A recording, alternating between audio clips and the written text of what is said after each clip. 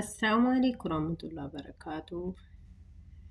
Ashama harka fuunee warri amantii biraallee akkam nagaa fayyaadhaa jirtu jirra alhamdulillah. Jabaattanii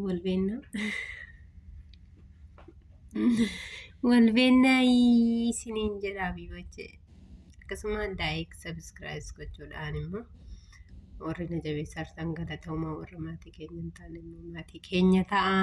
Mee abdii kanatti immoo du'aa itti naaf godhaayi. Du'aa itti naaf godhaayi. Maaliif jennaanu wal mokkoroo jirra. Isiniin jedhaa akkasii.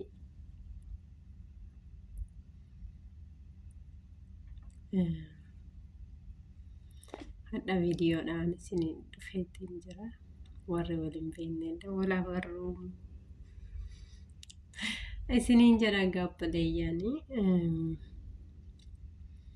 seenaa obboleettii takkaa waliin qoodannaa. Nuti ijoolleen biyya Arabaa jirru kun wallaahi baay'ee tokko shawwadamnas baay'ee tokko gara laafummaa qabnaa jechuudha. Odoo hin ta'in nama akka ta'u baay'ee jira. Abbaan manaa haadha manaan tolu. Obboleessi obboleettiin tolu. Abbaan intalaan tolu. Ilmaan tolu jechuudha. Maaliif nuyi biyya namaa jiru irratti dararamee irratti garafamurraa wallaahi warra biyya keessa jiru warra biyya alaarra mana namaatti gaddaamaa galee jiraachaa jirutu isaanii gadi jira jechuudha.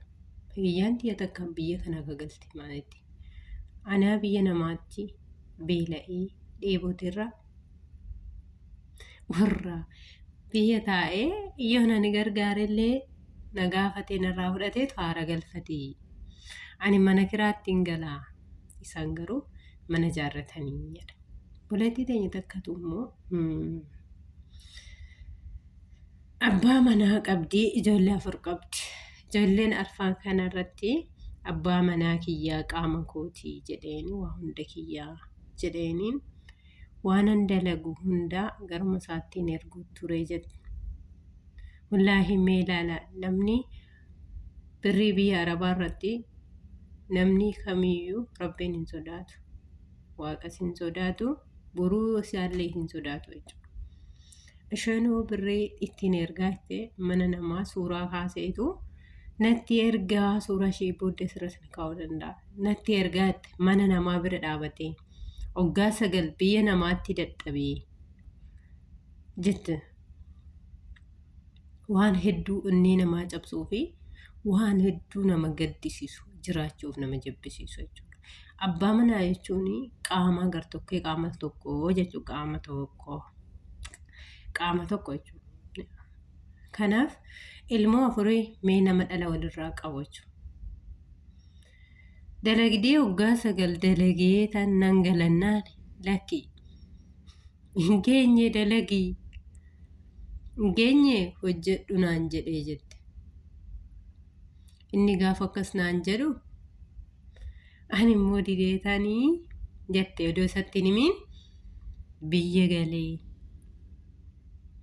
Min qojjette waggaa 9 jechuun ji'a 9 jechuu miti yookiin guyyaa 9 jechuu miti ilaalame yeroo biyya namaatti jechuudha.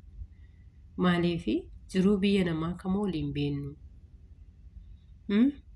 Ishoonoo manan ijaarradhaa itti naara galfadhaa abbaa manaa kootu naa ijaaraa jiraatti. Eenyu abdattee abbaa manaa ishee jechuudha. Nu'iif yookiin immoo warra biyya Arabaa jirtu kanaaf abbaan manaan na'u haatiin naatu ilmoolleen hin naatu. Allaadha. Isinii galee.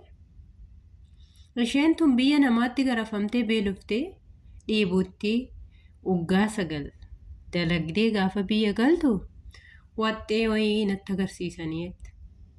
Manni kee kana mana wayiitu ni ijaarre. Gaafa kana sammuu ishee maal ta'e gadhiifame jechuudha. Sammuu ishee gadhiiftee waan hundaa anuu ji'a tokko mana yaalaa ture. Mana yaalaa. Maaliif jennaan ji'a 9 miti waggaa 9. eenyuun abbaa manaa jechuudha. Abbaa ijoollee isheetiin sobamtee abbaa ijoollee isheetiin nyaatamtee warra jaarsummaa itti ergee naa gaafadhaa jedhee sii gaafannadhanii sii gaafannaa jedhanii isumaanitti agarsiisan naanu ishee sitti agarsiifnadhanii booda birrii maal jedhe abbaan manaa sun immoo akkuma siin birriitti ergite sanuu na waakkateetti mee ilaalaa namni bara kanaa rabbiin hin sodaatu waaqa hin sodaatu jechuudha. Galgala isaallee hin yaadatu garuu birriin eenyutti ergamtee isumatti ergamtee isattiin ergee abbaa manaa kiyyaa ijoollee kiyyaas isatu hirkee saaraadhaan isatti of kennee garuu qullaan ta'ee sammuu koon gadhiiseetti warri biyya namaa jirtani wallaahi namaa osoo hin ta'in ofii ta'a. Birrii biyya arabaa irratti haati si nama namtu abbaan si nama namu waan gochuufi barbaadde qofa akkaawuntii isaaniirra gochuu jechuun waan isaanii kennitu yoo ta'e malee kennaa isaanii kennituun alatti wanni keetirratti isaantu waanaa godhaa jettanii na barfatinaa. Kuu gaafa galleen kabajaan qabnu bara namoota baay'ee argineerra nama biyya namaa jiranii kabajamanii gaafa birrii harka qabdu hundas si jaallata. Gaafa birrii itti dhabde garuu namni kootu buna dhugeessisin jedhu hin jiru. Yeroo biyya jirturra kabajaa qabda. Garuu gaafa biyya namaatii itti dadhabdee beeloftee abbaa feete obboleessa kee barsiistee buleeyyantee hunda barsiiftee gaafa biyya galu warri baratee sitti garagara kanamaati birrii keetiin barsiifte sun yoo gamtee isinii gamta barsiisuu obboleessa kee obboleettii kee gargaara ofitti akkuma keetti itti kafalee fi dhiyaa dadhabee nyaatu. Maaliif jennaan dadhabee akkuma itti garafamte sanatti akkuma itti beelofte sanatti akkuma ijji namaas darare sanatti fi diinnis dararamee haa nyaatu malee itee dafqa keettiin ergiin. Yoo biyya namaatii ammaas itti dararamtee beeloftee dheebottee gaafa galtu bara mana yaallatu namni si geessu hin jiru. Obboleettii wayii ammoo anummaanuu kan beeku hiriyyaatii mana kana kan hojjennu waliin hojjechuu turre isin amma biyya galte jechuudha. Micoon sun waggaa 12 biyya kanatti dararamtee dheebottee beeloftee galti biyya.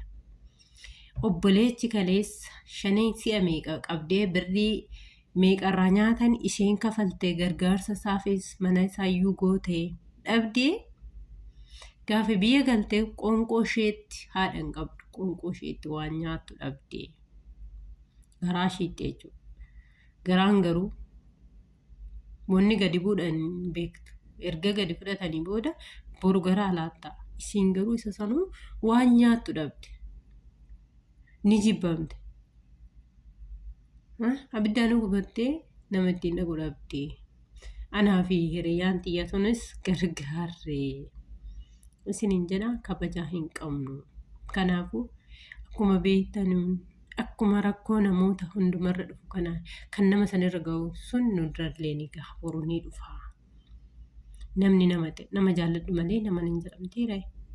Nama jaalladhu akkatti jaallattu qabda garuu immoo dhiiga kee hin facaasin duriyyee gandaatti sin laatini hundattuu laatiin abboo gaafa sii gamte ofii galteet fataa hajjetteetti jiraatta jechuudha. Mana wayii ijaarrattee ofuma keetii of taate jechuudha irra jiraatta. Garuu har'a duriyyee nyaachistee haatiif abbaan illee haa ta'u haa nyaatanii isaan si guddisanii ji'a 9 sitti dadhabdee haati garuu kun hunufaa dhufee hin nyaatu miti. Haadhaaf abbaa keellee bakka itti gargaartu qabdaa akka ittiin gargaarree jira. Kanaaf of taa'ii shawwadaminaayi. Yoo dhibamne barbaacha yoo banneeyyuu barbaacha hin qabnu bara. Kanaaf of ta'aa osoo hin ta'in namaaf hin ta'uuf hin kaatinaa.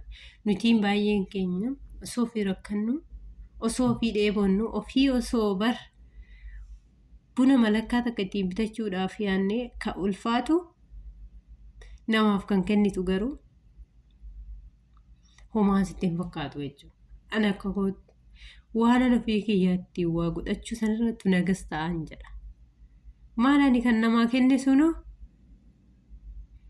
hin dhaga'amu akkuma koo sanitti wallaanu dursa of ta'aayi. namaaf ta'uudhaaf hin kaannu hin jarjarinaayi. Isiniin jedhaan ni miidhamnaa, ofii garafamnaa, ofii beelofnaa, ofii kabajaa dhabnaa. Bakka isiniin malu malee bakka isiniin hin malle dhaabatinaayi. Laayik, sabiskiraayis gochuudhaan na jabeessaa. Du'aa immuutti godhaa. Chaanaaliin kun didii na mokkoreera. Akkasii obboleeyyaan jecha koo keessatti immoo jecha badaayyoon dubbadde na oofalchaayi isiniin jedha obboleeyyan kiyya.